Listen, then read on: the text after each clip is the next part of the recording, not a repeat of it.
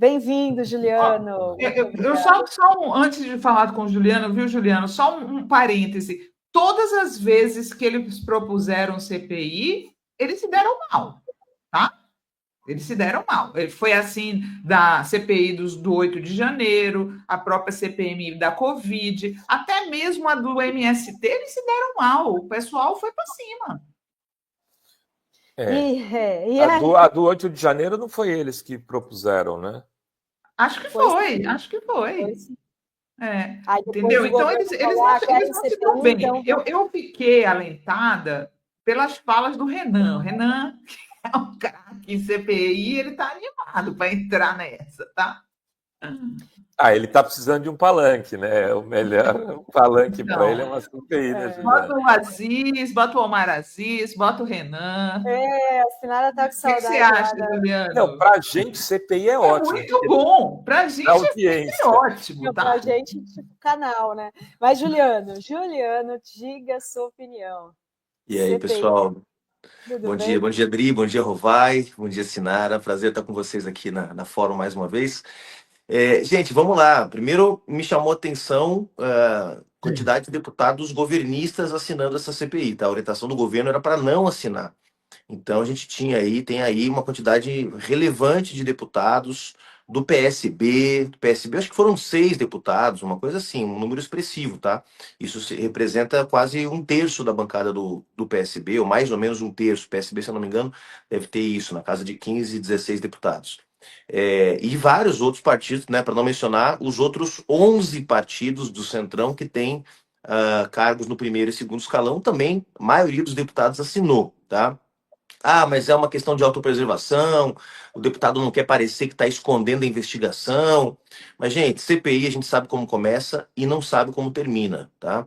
Eu lembro que bastante bem, eu trabalhei lá como assessor na CPI da Petrobras em 2014. Na CPI da Petrobras, em algum momento o governo da presidenta Dilma tentou segurar, depois viu que não tinha muito como, acabou apoiando, acabou que todo mundo foi, não, vamos fazer a CPI da Petrobras, ninguém tem nada para esconder. E quando a gente viu, a CPI estava se tornando um palanque para criar as condições do golpe, do impeachment de 2016. Então, eu honestamente sei que vocês estão mencionando aí, a gente teve episódios em que as CPIs acabaram mais nos ajudando do que atrapalhando, mas quando o tema é corrupção, a gente não sabe, né, para onde isso pode ir, né? São muitas camadas. A gente está falando de atores privados com interesses poderosos, estamos falando dos fundos de pensão privados, estamos falando das grandes seguradoras que querem detonar o INSS e que podem ver nessa CPI uma oportunidade de incidir. Essa turma tem grana, essa turma tem bala na agulha. Quero dizer com isso que nem tudo é só política, né? Se fosse só no campo da luta política, eu estaria mais tranquilo, né? A condução do presidente Lula até aqui nesse tema do INSS tem sido exemplar. Quem anuncia anuncia para a sociedade que foi descoberto um escândalo é o ministro da Justiça do presidente Lula. Quem manda demitir o presidente do INSS é o presidente Lula. A troca do ministro da Previdência, né? Agora o ressarcimento dos pensionistas que foram lesados. Até aqui, e mais, do ponto de vista comunicacional também, uma ofensiva da última semana do governo, dos aliados, dos deputados da base, todo mundo indo para cima para lembrar que esse esquema começou no governo Bolsonaro. Se fosse só no campo da luta política, eu estaria mais confortável com uma CPI. Como eu acho que tem interesses econômicos poderosos por trás, de bancos, seguradoras, gente que quer transformar o INSS numa AFP, como existe no Chile, eu fico um pouco mais apreensivo e acho que os deputados da base todos deveriam ter trabalhado para que a CPI não se viabilizasse. Agora, se tiver, vamos para a luta política, vamos para a porrada. É isso que a gente tem que fazer num contexto como esse, né? O povo quer saber, Juliano Medeiros, em 30 segundos. Boulos, ministro de Lula? Não pode falar 5 minutos, estou brincando. Não, mas é que eu não tenho assunto para 5 minutos, entendeu? Eu tenho assunto para 30 então, segundos. Porque eu falei com o Guilherme Boulos ontem e não há um convite formalizado, né? Até que haja um convite formalizado, até que o presidente Lula apresente um convite, tudo pode acontecer, né? A gente já viu outros casos de pessoas que estavam ministeriadas, digamos assim, já estavam na imprensa, na opinião pública, já estavam como ministras e que e que acabaram não assumindo nenhuma função, né? Então, falei com ele ontem e não há nenhum convite feito até agora.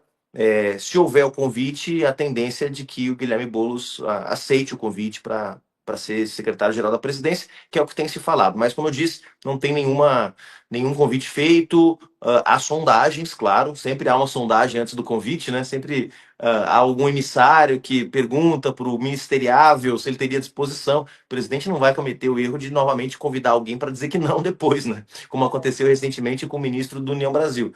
Então, há sondagens, mas não há nenhum convite feito. Caso haja um convite, a tendência, pelo que me disse o Guilherme Boulos, é de aceitar a missão. Ele foi para o Uruguai hoje, para o funeral do Pepe Mujica, deve encontrar o presidente Lula por lá. Pode ser que a gente tenha um desfecho dessa situação ainda essa semana, o mais tardar no começo da semana que vem, é o que me parece. É isso. Não foi sim, 30 segundos, Não, mas também não foi 5 minutos. Informação, é informação. Aí eu Ou tenho- seja, Pode é falar. que nem aquela brincadeira, desculpa, Não, então, pode falar. aquela brincadeira de criança que eu faço com o Luca. Ele pede para eu esconder as coisas, e aí eu vou falando, tá frio, tá quente, tá frio, tá quente. Tá quente. Ô, Juliano, Eu acho que mas está quente. Ou Eu acho que seja, tá se quente. for convidado, vai aceitar. Tá o lead aí, tá aí o lead. agora me diz uma coisa, Juliano, tem muita gente dizendo que se ele aceitar, ele pode não ser candidato em 2026, porque ele não aceitaria para se desvincular do cargo até abril, e falam até de uma saída do PSOL. Essas duas questões, qual que é a sua opinião? Você tem informações sobre isso? Se ele aceitar, se essas coisas vão acontecer? Não, sobre a saída do pessoal, não tem nenhuma chance disso acontecer. O Boulos é hoje a principal liderança pública do PSOL. Isso não está na mesa. Em nenhum momento, nem o presidente Lula, nem nenhum emissário, nem ninguém do PT colocou isso na mesa para o Guilherme Boulos. E isso estamos muito tranquilos em relação a esse tema do PSOL.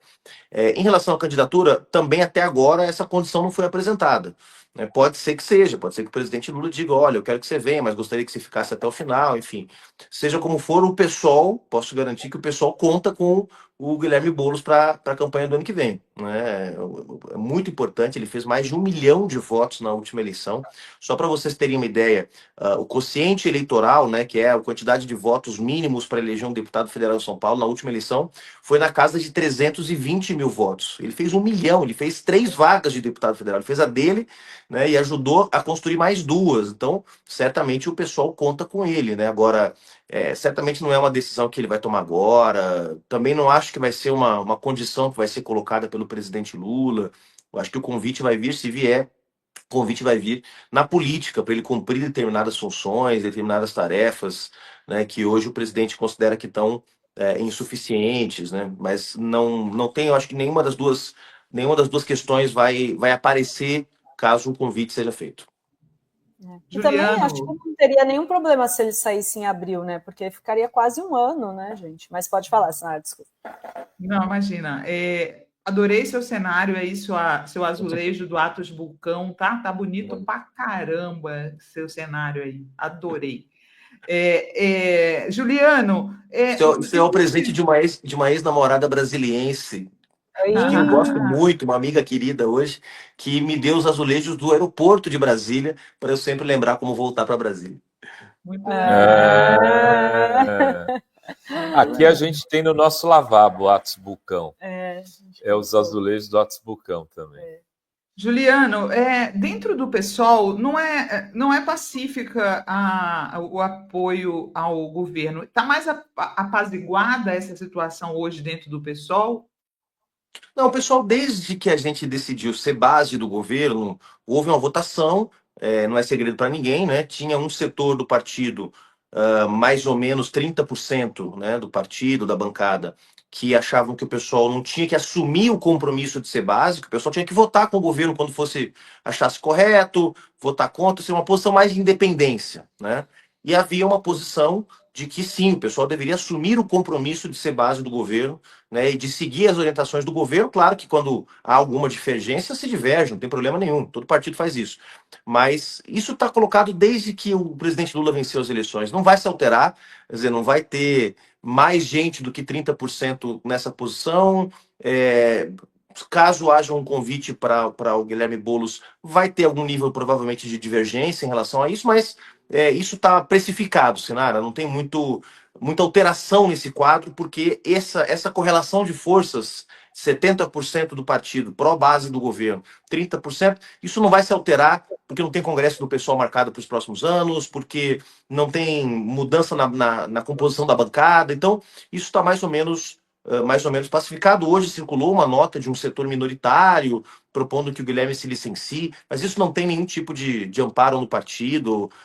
O partido vai desejar boa sorte para o Boulos e vai apoiar ele no que ele quiser fazer, né? Agora, deixar claro que se vier o convite, vai ser um convite que não é para o PSOL, quer dizer, o presidente Lula não procurou a direção do partido em nenhum momento, não procurou a presidenta do partido, o que, aliás, diga-se de passagem, eu não acho muito correto, mas, enfim, só para registrar, se vier o convite, vai ser um convite em caráter pessoal, menos ainda que o pessoal tem que dizer para o Boulos o que ele deve ou não deve fazer no caso de um convite pessoal, né? Desde que ele se mantenha alinhado às posições do pessoal, como eu tenho certeza que vai se manter, não há nenhum problema dele compor o governo. Eu queria falar sobre a Zambelli agora, que ontem, gente, foi condenada aí, né, uma decisão unânime, 10 anos de prisão, perda de mandato, porque ela vai ser ficha suja, né? E ao fim, né? E ela também ainda tem recursos, né, embargos na decisão do Supremo, mas tudo indica que ela deve perder, aí a Câmara também vai ter que aprovar, mas pode levar aí vários também deputados com ela, que ela também teve muito voto, né, Juliano? O que você achou de mais uma? Porque ela também já foi condenada na Justiça Eleitoral, no TRE, está recorrendo no TSE, e essa tinha até gente falando, mas só 10 anos, os golpistas estão sendo por muito mais, é porque essa é na invasão do CNJ, que o Walter Delgatti teria entrado lá para colocar alvarás de solturas falsos a mando da Zambelli. O que você achou, Juliano, dessa decisão? Dri, atenua um pouco, né, a sensação de impunidade que a gente vive com o bolsonarismo há muito tempo, né? A questão é que eu sempre gosto de lembrar, já falei isso aqui na fórum também, demora, essas coisas demoram. Veja, a Carla Zambelli virou deputada federal em 2018, nós estamos em 2025, são 7 anos, né, cometendo crimes impunemente. Eu sempre conto um caso que me afeta diretamente, que é meio chocante. Logo que a Carla Zambelli assumiu como deputada federal, ela fez uma postagem associando a esquerda e o PSOL à pedofilia. Pedofilia é um dos crimes mais abjetos. É difícil classificar, né? Quão abjeto, quão nojento pode ser um crime. Mas quem é pai, mãe, sabe do que eu estou falando. Eu, na época, era presidente do PSOL com uma filha de 9 anos de idade. Sabe o que é ter uma deputada federal, uma autoridade da República, dizendo nas redes sociais que o partido que eu presidia era um partido que apoiava a pedofilia, gente? Pois bem, na época eu entrei com uma ação no Supremo Tribunal Federal. Caiu na mão do ministro Celso de Mello, que já está aposentado. Sabe o que o Celso de Mello fez? Disse que ela estava protegida pela imunidade parlamentar. Que isso, gente. E assim o STF agiu por muito tempo. Por muito tempo. O STF só foi reagir quando a artilharia da família Bolsonaro se voltou contra o STF, né, quando começou a investigação sobre o Gabinete do Ódio, naquele grande inquérito do Gabinete do Ódio. A partir dali é que o STF começou a agir. Então, por um lado, eu estou aliviado, porque pode ser o fim da Carla Zambelli na vida pública brasileira, o que é muito importante, porque limites têm que ser colocados. Por outro lado, dá uma sensação de que, putz, ficou 7 anos promovendo esse tipo de bandalheira e nada foi feito, sendo que havia uma ação no primeiro ano de mandato, questionando a associação que ela fez entre um partido político com um registro legal, com deputados federais e a pedofilia, e nada foi feito. Então, por um lado, que bom que aconteceu, mas por outro lado, dá uma certa indignação, né? Como demora. Porque, bem, o Alexandre Silveira foi preso, um sujeito do baixíssimo clero, o Roberto Jefferson, que já estava sem mandato parlamentar, mas por que a Carla Zambelli só agora? Né? Por que os deputados que estão fazendo as barbaridades que estão fazendo na Câmara, nós temos que esperar a boa vontade do Hugo Mota para que algo seja feito quando um sujeito faz as barbaridades que o Gilvan da Federal faz no plenário e nas comissões da Câmara? Nós temos que esperar a boa vontade do Hugo Mota. Porque o Supremo não faz nada, embora tenham várias ações contra esses deputados lá, representações contra esses deputados. O Conselho de Ética, ao invés de caçar a Carla Zambelli, está caçando o Glauber, que é um escárnio isso que está acontecendo, entendeu? Quer dizer, a Carla Zambelli vai perder o mandato por uma decisão do Supremo, não por uma decisão da Câmara, apesar de todos os crimes que cometeu. Então, por um lado, aliviado estou de que esta mulher talvez esteja deixando definitivamente a vida pública. Não vai ficar 10 anos presa, a gente sabe. Ela é ré primária, vai se comportar na prisão. Em 2 anos e meio, 3, ela está no regime semiaberto. Mas, bem, vai estar inelegível e isso é o mais importante. Eu comemoro mais a inelegibilidade do que a prisão, para ser bem honesto para vocês, tá? Agora, é muito tempo para que algo seja feito diante das barbaridades que essa mulher e outros homens e mulheres do bolsonarismo cometeram contra a democracia. Daniel Silveira, tá? Ele falou Alexandre, mas é Daniel Silveira. Daniel Silveira. Alexandre Silveira é outro que, quem sabe, um dia também tem o mesmo fim, mas é melhor não falar sobre esse assunto agora. É o ministro. Nossa. É parça do Juliano. Estamos em lados completamente opostos. Parça teu e Del Columbre. Uma observação aqui do nosso querido espectador Gerson Geraldo. Estou com você, Gerson. Com medo da CPI com tantas provas a favor do governo, com medo da extrema-direita nas redes sociais, bora para cima, que esquerda medrosa é essa? É isso aí, Gerson. Boa, bora para cima, bora para cima. Bora para cima e CPI é a mesma coisa que você estar no desfiladeiro e falar, deixa que eu pulo. Eu não vou, não. Eu prefiro não ter essa coragem. Viu? Eu prefiro não ter CPI, mas se tiver, vamos para cima. É isso aí, tá certo? Desse ponto de vista, tá certo. Eu gosto, eu adoro CPI. Eu adoro no governo dos outros. Você viu os tucanos, que eles nunca deixaram ter uma CPI no governo do Estado, né? Eles sabem. Vai ser bom para fórum, vai, pensa pelo lado positivo. A fórum vai ter bastante conteúdo. A questão pega pipoca, muitos superchats, muita audiência. Gente, é o ouro da Babilônia, CPI aqui. Não, para a gente é ótimo, não, né? Dá corte, tem notícia. O problema é que eu acho que a mídia estará no controle dessa CPI para eles. Eles vão usar isso para construir uma candidatura de direita neoliberal, para empinar a candidatura a Tarcísio com um discurso anticorrupção, que é isso que eles querem. Eles têm o Bolsonaro inelegível e aí eles desgastam Lula o suficiente para o Tarcísio vir.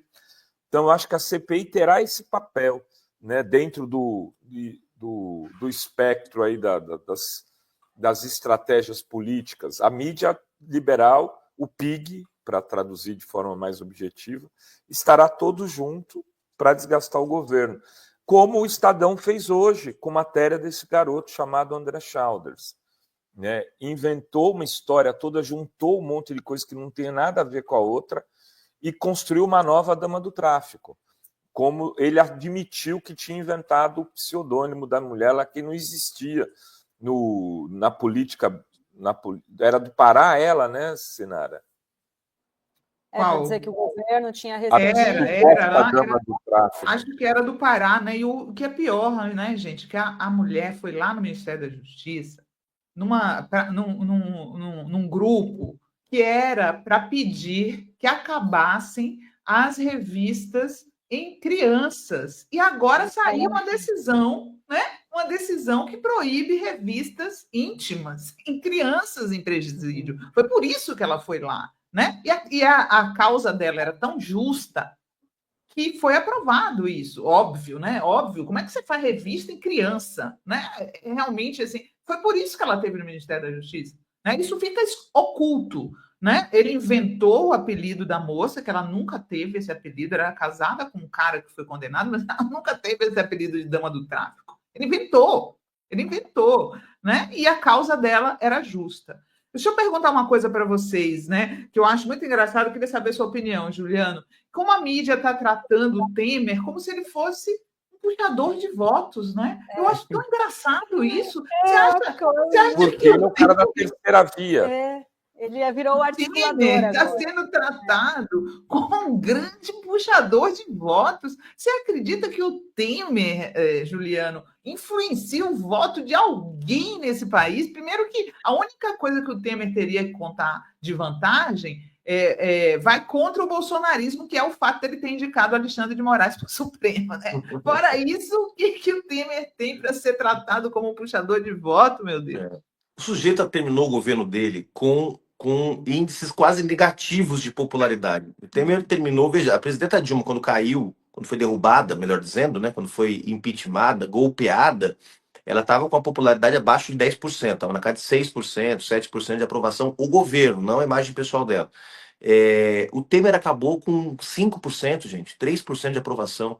Então, o governo mais rechaçado da história do Brasil, um sujeito que não foi eleito presidente, que jamais seria eleito para qualquer cargo no executivo, porque não tem carisma nenhum para isso, né? A vida inteira como deputado federal.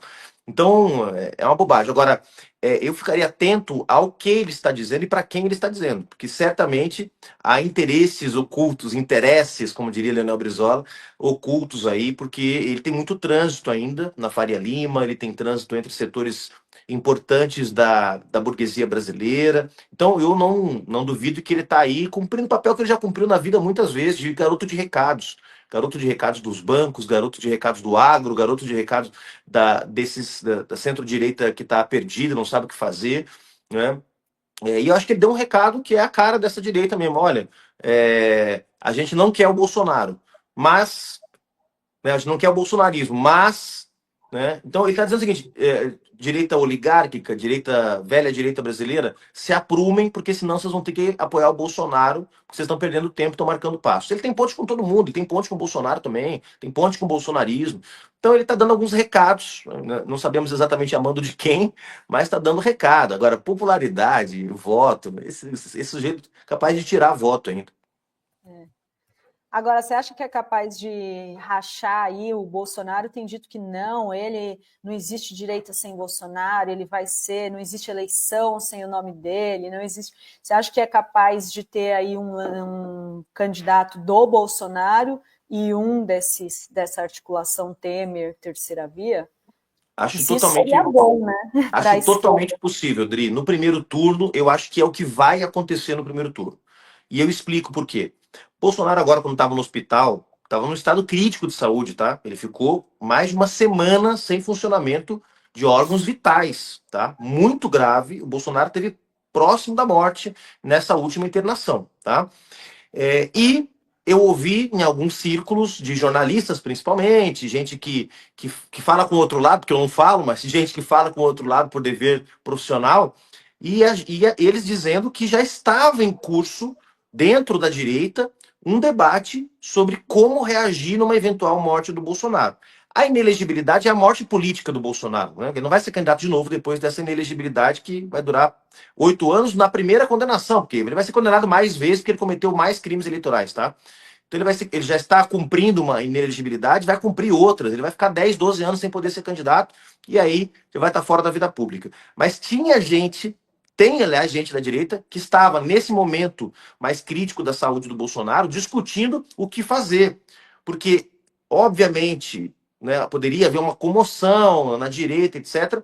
Mas a velha direita não quer que o espólio do Bolsonaro caia no colo de uma Michele, de um Bananinha, de um Flávio, porque essa turma é incontrolável. Essa turma, deixar que o espólio do Bolsonaro fique na mão deles é seguir refém do bolsonarismo. E a velha direita já está de saco cheio disso. Eles querem eles mesmos voltarem a manejar, digamos, liderar o bloco da direita. Então, já estava rolando o debate, mas se morre Bolsonaro, lança o Tarcísio, não, mas se morre Bolsonaro, quer dizer, se descola do Bolsonaro, fica ali perto durante um tempo. Então, assim, o debate dentro da direita sobre como lidar com o Bolsonaro está a 1000 por hora, gente. Porque essa velha direita, incluindo o Tarcísio é mais velha direita, na minha opinião, do que bolsonarista raiz hoje, tá? Hoje ele está mais enredado em acordos com a velha direita do que com o Bolsonaro. O grande drama dessa turma é que só tem um líder de massas da direita que chama Jair Bolsonaro. Eles não têm um líder, né, capaz de bater não, mas pelo menos disputar com o presidente Lula em 26. Então, eles estão debatendo e eu acho que isso pode gerar ruídos, pode gerar problemas. A escolha do Bolsonaro para que a anistia seja o grande tema do ano constrange essa turma, porque a anistia não bota comida na mesa, a anistia não enfrenta aumento da conta de luz, a anistia não serve para denunciar corrupção no INSS. Então tem um desconforto na direita, pessoal. A direita estava indo bem quando fazia fake news de Pix, quando denunciava a inflação de alimentos, ou seja, enquanto eles estavam nessa pauta que fala da vida real, eles estavam sendo adversários mais difíceis para a gente. Quando eles foram para essa pauta da anistia, que é o mundo da Bolsonarolândia, nesse momento nós começamos a melhorar a nossa aprovação do governo, começamos a ir para ofensiva, saímos com a escala 6x1, saímos com o imposto de renda isenção para quem ganha até 5 mil reais. Então, este é o problema real, porque o negócio da anistia hoje, a anistia como pauta principal do bolsonarismo, divide a direita brasileira e pode levar, sim, a ter duas candidaturas no primeiro turno. No primeiro turno, claro, no segundo é outra conversa, mas no primeiro turno eu acho que eles podem estar divididos e eu estou, inclusive, com a expectativa de que isso aconteça para que a gente vá com o presidente Lula em primeiro lugar para o segundo turno do ano que vem. O pessoal já está montando chapa em São Paulo, Juliano, para disputar cargos, talvez até no executivo, ou vocês vão priorizar mesmo a chapa parlamentar? Que eu vi aí umas pesquisas dando Érica Hilton para o Senado, para o governo, enfim.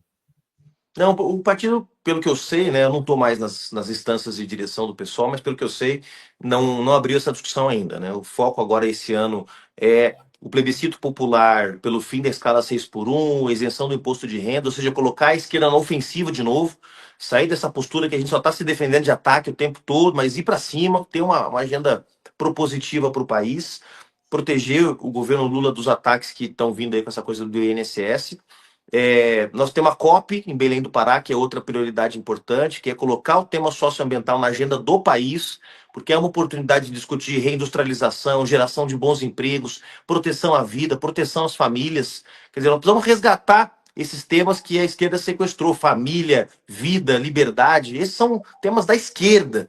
E a questão ambiental é uma oportunidade para a gente falar desses temas, criticando o neoliberalismo, criticando o capitalismo, criticando a globalização neoliberal, né, que está levando o planeta e a humanidade para uma situação trágica, uma situação dramática, né? E nós temos 20 anos do PSOL esse ano, vai ter uma série de debates internos que vai terminar no mês de setembro com a reescrita do programa do PSOL. O PSOL vai ter um novo programa partidário divulgado em setembro, outubro desse ano. Então, as tarefas são essas e imagino que, em paralelo, a direção do partido vai começar a discutir a tática eleitoral mais no segundo semestre, mais para o final do ano. Embora, claro, a eleição de deputados federais sempre é uma prioridade, porque é a partir da eleição de deputados federais que você calcula tempo de TV, fundo partidário, cláusula de barreira, que é uma ameaça sempre, né, grande para os partidos de esquerda e médios. Na última, o PDT passou raspando, PSB passou raspando, PSOL, o PCdoB não teria alcançado a cláusula de barreira, outros partidos, a Rede, o PV. Então é uma ameaça que a gente tem que ficar de olho. Mas, por enquanto, as prioridades são mais políticas do que eleitorais. Vai. Uma última pergunta posso fazer? Juliano, vocês do pessoal sempre foram muito bons de rede, né? De redes sociais e tal. O que é que você está achando das mudanças na comunicação do governo? Melhorou? Parece que melhorou, Sinara. Vejo uma melhora, vejo primeiro uma pluralidade de linguagens, né? Não é aquela coisa tão institucional, já coisas mais meméticas, vamos dizer assim, né? Tem mais meme e esse tipo de conteúdo ele é bem recebido na rede social. Acho que o governo está falando melhor com a juventude, vamos ver as próximas pesquisas, né? Se melhorou a avaliação do governo. E acho que teve mesmo uma melhora do próprio presidente. O presidente parece que voltou a se comunicar, né, com mais clareza, de forma mais incisiva, né? Falando dos grandes temas nacionais, né? Aquelas polêmicas bobas que envolve, sei lá, um comentário destrambelhado aqui, um deslize ali, parou tudo, né? Acho que o presidente está mais focado. Acho que tem uma melhora. Eu sempre digo o seguinte: o problema as dificuldades que o governo enfrenta não são apenas comunicacionais. Eu estou aqui com 3 comunicadores de primeira, vocês sabem disso, né? Comunicação não é mais só um meio de fazer política, é a própria política, né? Fazer comunicação é fazer política. e acho que o governo estava com dificuldades políticas, de ter uma agenda mais clara, de ter, né, dizer mais claramente o que quer. E a luta contra a inflação de alimentos, a isenção do imposto de renda para quem ganha até R$ 5.000, a COP em Belém do Pará, o enfrentamento ao governo Trump, né, o tarifaço do Trump. Eu acho que esses temas todos ajudaram a produzir política para o governo. Uma narrativa, um discurso, né, e isso reconectou o governo com os setores que estavam meio perdidos. Então, eu acho que melhorou. Eu sei que estava ouvindo o Rovaia comentando quando eu entrei, né, de que as próximas pesquisas, talvez por conta dessa coisa do INSS, dê uma estancada na melhora da avaliação do governo, na melhora da avaliação da imagem do presidente, mas acho que isso é transitório. Acho que, de alguma forma, não só a comunicação, como a linha política do governo, ela melhorou bastante aí depois desse começo de ano tão turbulento, com crise do Pix, inflação de alimentos, né? Essa confusão toda que a gente começou o ano. Acho que já, a partir de março, abril, a coisa deu uma boa, uma melhorada. E não fosse essa crise do INSS, eu não tenho dúvida de que os números desse mês de maio, junho, seriam bem melhores para o governo. É tão Vamos ver triste, né? depois. Ontem eu estava vendo o vídeo do Lula na China falando desse rearranjo geopolítico, né? De como ele está aí como um cacheiro viajante, estabelecendo. Ele fez uma diferença, não sei se você viu, Juliano. Ele falou, gente, como está estagnado o comércio do Brasil com a União Europeia, que é de 8 bilhões, quase todos os países, Alemanha, França. Ele disse que só com o Vietnã, que ele fechou agora, foram 14 milhões, sei lá, muito mais do que a União Europeia tem tido todos esses anos, né? Isso era para estar sendo valorizado na nossa mídia. Infelizmente, ela só se preocupa em falar da Janja discutindo o TikTok, sabe? É muito triste isso. É muito triste. Agora, vamos ver depois que os aposentados, acho que muitos que nem estavam sabendo começar a receber o dinheiro de volta, né? Aí talvez, né, a popularidade tenha uma surpresa aí, né? Porque tem alguns que nem sabiam que estava sendo descontado e vai falar, opa, estou aqui recebendo, né? Vamos ver. Mas, Juliano, muito obrigada, viu, pela entrevista aqui hoje. Até a próxima. Valeu, pessoal. Obrigado. Beijo grande. Até a próxima.